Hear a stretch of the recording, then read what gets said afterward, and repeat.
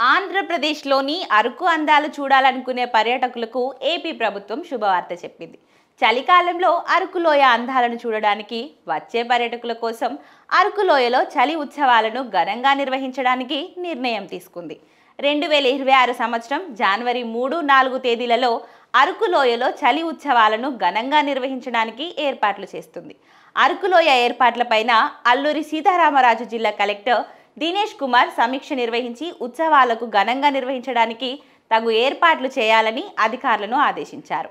ఈ ఉత్సవాలలో భాగంగా వివిధ సాంస్కృతిక కార్యక్రమాలు, అరకు గిరిజనుల సాంప్రదాయ డాన్సులు, అనేక స్టాళ్ల ప్రారంభోత్సవం, flower show, laser show, cycling, గిరిజన సాంప్రదాయ ప్రదర్శనలు, పెయింటింగ్ పోటీలు ప్రత్యేక ఆకర్షణగా నిలిచేలా చూడాలన్నారు. దేశంలోని వివిధ ప్రాంతాల నుంచి గిరిజన కళాకారులను రప్పించి అక్కడ చలి ఉత్సవాలలో ప్రదర్శనలు ఇవ్వాలన్నారు.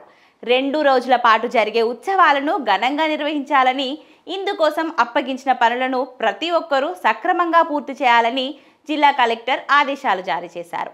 ఈ ఉత్సవాలకు విశేషమైన ప్రచారాన్ని కల్పించాలని కూడా పబ్లిసిటీకి సంబంధించిన టీజర్లు, వాల్ పోస్టర్లను సిద్ధం చేయాలని ఆదేశించారు. అరకు చలి ఉత్సవంలో భాగంగా మొదటి రోజున సాంస్కృతిక కార్యక్రమాలు, పోటీలు నిర్వహిస్తారు. 2వ రోజు జనవరి 4న సైక్లింగ్ పోటీలు, లేజర్ షో, ఫ్లవర్ షో వంటివి నిర్వహిస్తారు. గిరిజన సాంప్రదాయాలను ప్రతిబింబించే ప్రదర్శనలు కూడా ఈ ఉత్సవంలో ప్రత్యేక ఆకర్షణగా నిలుస్తాయి. ఇక రాష్ట్రంలో ఉన్న అన్ని ఐటీడీఏల నుంచి స్టాల్ ఏర్పాట్లు చేయాలని సూచించారు. సందర్శకుల కోసం ఫుడ్ స్టాల్స్, ఆహ్లాదకరమైన వాతావరణం కల్పించేలా చూడాలన్నారు. ఈ చలి ఉత్సవాలను ప్రతి శీతాకాలంలో జనవరి మాసంలో నిర్వహిస్తారు.